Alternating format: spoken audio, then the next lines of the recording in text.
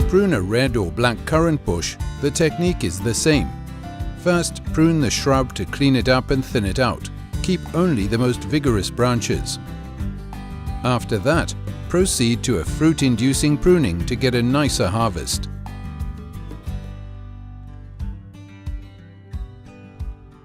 Before the pruning itself, eliminate old or damaged branches, as well as those touching or crossing each other.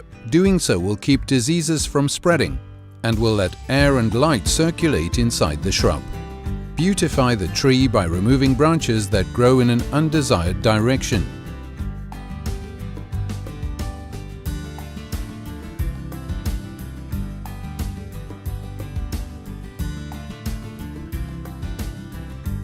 On every one of the vigorous branches you've kept, count 3 to 5 eyes. Cut slantwise so the rainwater runs off from the cut mark, otherwise the bud might rot or freeze.